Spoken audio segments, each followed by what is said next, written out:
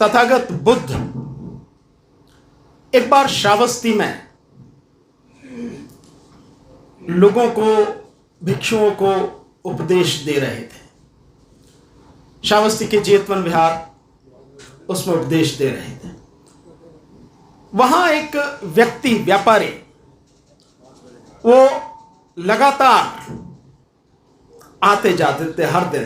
तो कई दिन उन्होंने देखा, उनके मन में जिज्ञासा हुई कि तथागत से बात की जाए, लेकिन जब भीड़ हो तो उसमें बात नहीं हो सकती। वो ऐसे मौके की तलाश में थे कि तब वो अकेले हों और उस समय बात की जाए। एक दिन मौका मिल गया उन्हें। जो ज्ञान चर्चा थी उसके बाद में वो तथागत के पास गए और उनको नमन करके उन्होंने कहा कि भगवान, मैं आपसे कुछ जानना चाहता हूं। तो उन्होंने कहा, हाँ बताएं, क्या बात है? कह रहे, मैं देखता हूं यह लगातार मैं आ रहा हूं, इतने लोग हैं, मैं सबको देखता हूं, पर देखने से लगता है कि कुछ लोग तो ऐसे हैं वाकई में जो जहां तक आप ले जाना चाहते हैं, जो आपका ज्ञान का रास्ता है, वो वहां तक पहुंच गए हैं, लेकिन कुछ लोग ऐसे हैं अभी नहीं पहुंचे। पर बहुत बड़ी संख्या तो ऐसे लोगों की है कि जिन्हें अभी कुछ पता ही नहीं, धम्म के विषय में कोई जानकारी नहीं है।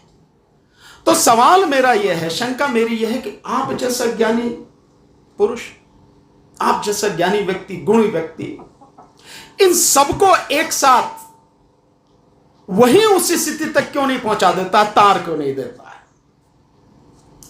तो तथागत का जीवन का एक अपना तरीका था, बातें बताने का, समझाने का एक तरीका था। अक्सर वो जो सवाल करने वाला है उसी से सवाल करते हुए बातें बताते थे और फिर उसी में वो उत्तर मिलता था, तो वो समझ जाता था, संतुष्ट हो जाता था। तो तथागत ने कहा कि भाई, आप कहां के रहने वाले हो, क्या काम करते हो? उसने कहा कि मैं यहीं का, श्रावस्ती का ही रहने वाला हूं और मैं व्यापारी हूं। नहीं, तुम्हारे चेहरे मोहरे से नहीं लगता कि तुम यहां के हो, लगता कहीं और से हो। कि नहीं भगवान, वैसे तो मैं पाटलिपुत्र से रहने वाला हूं, पर व्यापार करते हुए यहां रहता हूं। तो आपसे पाटलिपुत्र के क्योंकि रहने वाले हैं, बहुत लोगों ने रास्ता पूछा होगा। हाँ भगवान, इसमें क्या बात है, लोग जानते तो पूछते हैं, भाई पाटलिपुत्र का रहने वाला है। जैसे माना हम दिल्ली के हैं, दिल्ली में रहते हैं, कोई कहीं यार दिल्ली का रास्ता कैसे जाता है बता दो, तो बहुत लोग पूछते हैं, तो आप बता देते हो। हाँ, इसमें छुपाने वाली क्या बात है, बता देते हैं कि आप चलो भाई 5 किलोमीटर यहां से उत्तर की दिशा में चलो, फिर वहां एक रास्ता आएगा, वो दल बाएं हाथ की तरफ मुड़ेगा, तो फिर चलना उधर पूर्व की तरफ चलना, थोड़ा सा पश्चिम की तरफ चलना 3 किलोमीटर, फिर वहां से 2 रास्ते आएंगे, तो उसमें सीधे हाथ वाला उसमें चलना। मैं बता देता हूं, इसमें छुपाने वाली कोई बात नहीं है। तो अच्छा ये बताओ कि जिन जिन को आपने रास्ता बताया वो सभी लोग पाटलिपुत्र पहुंच गए होंगे? कैसी बात करें भगवान, जिन जिन को बताया वो सभी कैसे पहुंच गए होंगे? जो चलेगा वही तो पहुंचेगा, जो जाना चाहेगा वहां पाटलिपुत्र वही तो पहुंचेगा। अरे तू इतना बड़ा ज्ञानी, इतनी सारी चीजें जानता है कि जो चलेगा, जो वहां पहुंचना चाहेगा, चलेगा वही तो पहुंचेगा। तो मैं भी तो यही करता हूं, मैं भी लोगों को सारी चीजें साफ साफ सब बता देता हूं, कुछ भी छुपाता नहीं हूं। जिस तरह से, जिस रास्ते पर चलकर मुझे ये ज्ञान प्राप्त हुआ, बोधि प्राप्त हुई, वो बिल्कुल कुछ नहीं छुपा के सब बता देता हूं। लेकिन पहुंचेगा तो वही जो उस रास्ते पर चलेगा। धम्म का मतलब ही यही है, जो धारण करेगा वही पहुंचेगा, जो चलेगा वही पहुंचेगा। और हम बातें बहुत करते हैं लेकिन हमें जानकारी नहीं है। हम कई बार इस विषय में सोचते भी नहीं हैं कि हम किस रास्ते पर चले साथियों। वैसे तो यहां बहुत अच्छी बातें बताई और मैं जो उम्मीद भी नहीं करता था, ऐसे ऐसे साथियों ने इतनी अच्छी अच्छी बातें बताई। और बहुत अच्छी बात मैम ने जो बात बताई, डॉक्टर रेणु जी ने, बहुत अच्छी बात, बहुत अच्छे तरीके से छोटे से शब्दों में बहुत ढंग से बात समझाई। और तथागत की खासियत ही यह है कि जो भी बात उन्होंने बताई बहुत ही सरल शब्दों में बताई, समझाई। आप चाहे तो इन्हें पढ़ सकते, किताबें बहुत हैं, लेकिन एक किताब जिसका नाम भी आया, बुद्ध और उनका धर्म, इस किताब को आप जरूर पढ़िए। इसलिए नहीं कि यह किताब जो है बाबा साहब डॉक्टर अंबेडकर ने लिखी है, इसलिए नहीं कि बौद्ध धर्म पे आधारित है, इसलिए कि अगर आपको अपने जीवन में सुखी रहना है तो उसका क्या रास्ता हो सकता है, इस किताब से आपको थोड़ी सी मदद मिलेगी। और यह किताब बाबा साहब डॉक्टर अंबेडकर ने उस समय तक जितना भी बौद्ध साहित्य दुनिया भर में अवेलेबल था, उस सब का अध्ययन करने के बाद लिखी। इतनी अच्छी यह पुस्तक है, एक रास्ता आपको मिलेगा। लेकिन साथियों, मैं जो आपसे कहना चाहता हूं, यहां पे 5 प्रतिज्ञाओं की, 5 शीलों की, सभी की बात हुई है। लेकिन ये जो 5 शील हैं जिन्हें हम पाली भाषा में बोलते हैं, पाणातिपाता वेरमणि सिक्खा पदंग समाधिया में, यानी मैं किसी जीव की हिंसा नहीं करूंगा। तो अहिंसा का इससे बड़ा मार्ग क्या हो सकता है? अहिंसा के विषय में इससे बड़ी बात क्या हो सकती है? किसी भी जीव की, किसी व्यक्ति की बात नहीं, किसी भी जीव की, क्योंकि इस धरती पर जितने भी जो भी जीवन है, प्राणी मात्र है, सबका जीवन मेरे ही जीवन की तरह कीमती है, मूल्यवान है, सम्मान के योग्य है। इसलिए प्राणी मात्र पर हिंसा नहीं करूंगा, यह बात तथागत ने कही। और दूसरी बात, अदिन्न दाना वेरमणि सिक्खा पदंग समाधिया में, यानी मैं चोरी नहीं करूंगा किसी व्यक्ति की चीज, जब तक वो मुझे देगा नहीं तब तक मैं उस चीज को लूंगा नहीं। तो चोरी नहीं करूंगा, सीधे शब्दों में है। और तीसरा, कामे सुमिथाचारा वेरमणि सिक्खा पदंग समाधिया में, यानी काम भोग यानी विषय भोग में अपना जीवन बर्बाद नहीं करूंगा, उनसे दूर रहूंगा मैं। आप सब इसका महत्व समझ सकते हैं। इसके साथ साथ जो चौथी बात कही, मूसा वादा वेरमणि सिक्खा पदंग समाधिया में, हम वकील हैं, सच और झूठ को मैं समझता हूं, हम लोगों से ज्यादा कौन समझता होगा?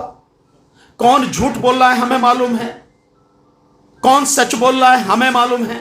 लेकिन तथागत कहते हैं मूसा वादा वेरमणि सिक्खा पदंग समाधिया में। हम लोगों की मजबूरी है कि हमारा जो प्रोफेशन है उसके नाते अपने क्लाइंट के प्रति हमारी जो ड्यूटी है उसको निभाते हुए हमें कुछ चीजों के साथ कंप्रोमाइज करना पड़ता है। लेकिन वो वहां तक है, अपने जीवन में हम झूठ न बोले, ये तो हमारा अपना जीवन है ना। उस प्रोफेशनल जिंदगी को छोड़ के जो हमारा जीवन है, कम से कम उसमें तो हम झूठ ना बोलें। एक बार अपने अंतर्मन में झांक के देखिए कि हम लोग जो जीवन जीते हैं उसमें कितना सच के साथ खड़े हैं और कितना हम झूठ के साथ जीते हैं। और 5वां, सुरा मेरे मज्ज पमादठाना वेरमणि सिक्खा पदंग समाधिया है, यानी कच्ची पक्की शराब या जो भी नशीली वस्तुएं हैं, चीजें हैं, उनके सेवन से दूर रहूंगा। मुझे साथियों बड़ा दुख होता है, कोई आपसे नहीं कहता कि आप शराब मत पियो, आपको अच्छी लगती है तो पियो, ढोंग मत करो, झूठ मत बोलो। मैं ऐसे कितने ही लोगों को जानता हूं जो तथागत की बात करते हैं, जो बाबा साहब डॉक्टर अंबेडकर की बात करते हैं, लेकिन इनमें से किसी भी शील का पालन नहीं करते हैं।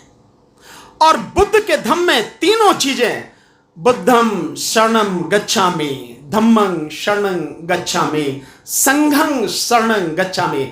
बुद्ध मीन्स ज्ञान, प्रज्ञा, वो शुद्ध ज्ञान जो इंसान को मुक्ति का रास्ता दिखाता है, खोल देता है मुक्ति का रास्ता, जिससे प्रज्ञा बोला गया है। शील, समाधि, प्रज्ञा, बस ये 3 शब्द हैं बुद्ध के, जिनमें तमाम बुद्ध का ज्ञान, बुद्ध की शिक्षाएं समाई हुई हैं। सब इसी की व्याख्या है, शील, समाधि, प्रज्ञा। और शील में जो मैंने 5 बातें आपको बताई कि मैं हिंसा नहीं करूंगा, चोरी नहीं करूंगा, और मैं झूठ नहीं बोलूंगा, विषय भाव भोग में नहीं अटका रहूंगा और शराब नशीले चीजों से दूर रहूं। ये 5, ये बेस है। ये बिल्डिंग जो आपकी खड़ी है, इस बिल्डिंग की नींव भरी गई है, तभी ये बिल्डिंग उसके ऊपर खड़ी है। सो ये जो धम्म है, क्योंकि आपके सुख के लिए है। बुद्ध को जो ज्ञान प्राप्त हुआ, उससे केवल एक व्यक्ति मुक्त हुआ, वो केवल बुद्ध। और उनके बाद जो भी उस रास्ते पर चले, वो तमाम लोग मुक्त हुए। ऐसा नहीं हुआ कि बुद्ध ने जो ज्ञान प्राप्त करी आप उसकी चर्चा करो, उससे अमल में नहीं ले और आप समझो कि आप बुद्धम शरणम गच्छामि कह के मुक्त हो गए। नहीं, बुद्धं शरणं गच्छामि का मतलब है आप ज्ञान के रास्ते पर जा रहे हो। मैं उस ज्ञान के रास्ते पर चलूंगा। धम्मम शरणं गच्छामि, मैं धम्म का रास्ता। क्या है धम्म का रास्ता? धम्म का रास्ता वही है कि आप कुछ भी गलत ना करें। जैसे अभी यहां साथी हमारे अय्यर सिंह साहब ने ही बताया कि जो पाप कर्मों का ना करना, पुण्यों के संचय जो है करना, यानी पुण्य कर्म जो कर रहे हैं, वो जो आपकी संपत्ति है उसको आप इकट्ठा कर रहे हैं और अपने मन को नितांत निर्मल करना, बस यही धर्म है, यही धम्म है। तो ये जो धम्म है, इस रास्ते पर मैं जा रहा हूं।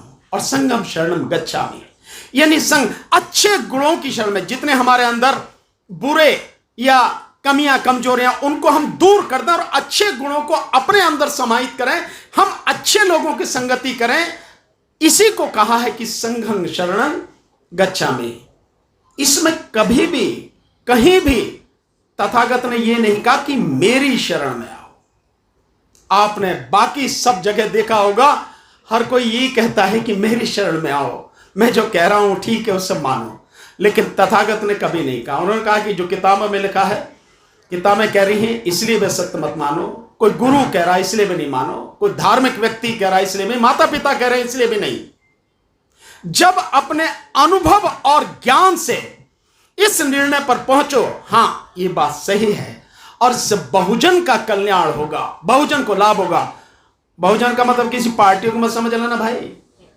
हम वकील हैं, बहुत चीजों को बड़े व्यापक अर्थों में समझने की हमारी जिम्मेदारी भी है और यही हम करते भी हैं। बहुजन का मतलब बहुत से लोग, सब लोगों का भला नहीं हो सकता है अगर वो सभी उस रास्ते पर चलें जो वाकई में ज्ञान का, प्रज्ञा का, कल्याण का मार्ग है। चलेंगे तो सबका हो जाएगा, नहीं चलेंगे तो किसी का नहीं होगा। तो साथियों, समय की सीमा है और बुद्ध पर बोलना, मेरी इतनी औकात नहीं है कि मैं बुद्ध पर बोल पाऊं। मेरे पास वो शब्द नहीं है कि मैं बुद्ध पर बोल पाऊं। लेकिन अपने ज्ञान से, शिक्षा से और सबसे ज्यादा बुद्ध के बताए रास्ते पर विपश्यना करके मैं जो सीख पाया, उसी के कारण मैं दुस्साहस करता हूं कि थोड़ा बहुत आपके सामने बोल लेता हूं धम्म के विषय में, क्योंकि चला हूं उस रास्ते पर, इसलिए आपको बताने का प्रयास करता हूं। समय की सीमा को ध्यान में रखते हुए मैं केवल एक आपसे सिर्फ 2 ही बात आखिर में कहूंगा। एक, साथियों धारण करो बुद्ध का जो धम्म है, किसी भी जाति, धर्म, गांव, शहर, इनकी सीमाओं से परे हटके सबके लिए है, सबके कल्याण के लिए है, सबके सुख के लिए है। यह रास्ता हर किसी के लिए है और तभी आपको सुख मिलेगा जब इस रास्ते पर चलोगे साथियों। और दूसरी बात साथियों, अगर वाकई में इस रास्ते को समझना है, बहुत कुछ बाबा साहब द्वारा लिखित किताब धम्म और बुद्ध और उनका धम्म, उससे मिलेगी। और इससे भी ज्यादा कभी मौका मिले, हमारे देश में लगभग 100 के लगभग स्थान हैं जो विपश्यना केंद्र हैं, जहां बुद्ध का धम्म बिल्कुल शुद्ध रूप में जो 2500 साल पहले था, आज भी उसी रास्ते पर चलाया जाता है। आपकी उंगली पकड़ के आप हो सके 10 दिन का कोर्स होता है पहले, फिर आगे भी है 15 दिन, 20 दिन, 30 दिन और 45 और 60 दिन, पर फिर भी 10 दिन का समय निकाल के कोशिश कीजिए। जैसे लोग घूमने जाते हैं पहाड़ों पे छुट्टियों में, कोशिश कीजिए, जाइए, नेट पर सब अवेलेबल है। विपश्यना केंद्र जाके 3 महीने पहले आप रजिस्ट्रेशन होता है, उससे कराइए, वहां जाके सीख के आइए। कहीं भी आपको ऐसा नहीं मिलेगा कि आपसे 1 पैसा नहीं मांगा जाता, लिया जाता। आपको रहने की जगह दी जाती है, खाने की प्रॉपर व्यवस्था होती है। ऐसा खाना आप अपने घर में नहीं खा सकते हैं, कितना ही बड़ा व्यक्ति हो। और साथियों, उसके साथ जो धम्म आपको सिखाया जाता है वो तो अनमोल है। ये सब हमारे ही देश में अवेलेबल है, हमारे ही देश में सब कुछ अवेलेबल है। हमें वहां जाने की जरूरत है। और मैं तो अनुभव से समझ पाया और कहता हूं, हम धम्म जब भी सीख पाएंगे जब विपश्यना केंद्र में जाएंगे। एक छोटी सी बात, अगर आपको समय मिले कभी भी 10 मिनट, 15 मिनट, 20 मिनट करने का प्रयास कीजिए। बिल्कुल शांत वातावरण में, कोई किसी तरह का मतलब शोर शराबा ना हो, बहुत ज्यादा लाइट ना हो, शांत बैठ के बिल्कुल सीधे पालती मार के, जैसे आप पद्मासन में तथागत को देख रहे हैं। अपनी नाक से जो आप सांस ले रहे हैं, सिर्फ ध्यान लगाइए इसी थोड़े से हिस्से पर, सिर्फ इसी थोड़े से हिस्से पर, और सिर्फ इतना देखिए कि सांस आ रही है और सांस आपकी जा रही है। इसको देखने का प्रयास कीजिए, यहीं से शुरुआत होती है। सिर्फ इसको देखने का प्रयास कीजिए और लगातार अगर आपको ठीक लगता है तो अपने इस अभ्यास को बढ़ाइए। तब आप देखेंगे कि धीरे धीरे परिवर्तन आपको नजर आएगा। यही रास्ता है, यहीं से आप चलेंगे तो प्रज्ञा के मार्ग पर पहुंचेंगे। और प्रज्ञा ही सब कुछ है, बुद्धि की पराकाष्ठा, ज्ञान की पराकाष्ठा है। साथियों, मुझे भाई IR सिंह जी ने सम्मान दिया, यहां बुलाया, बोलने का मौका दिया। आप सभी ने बहुत ध्यान से ये सारी बातें सुनी हैं। आप सभी का मंगल हो, आप सभी का कल्याण हो, ऐसी कामना करते हुए आप सभी को नमो बुद्धाय, जय भीम, आदाब, सत श्री अकाल, नमस्कार।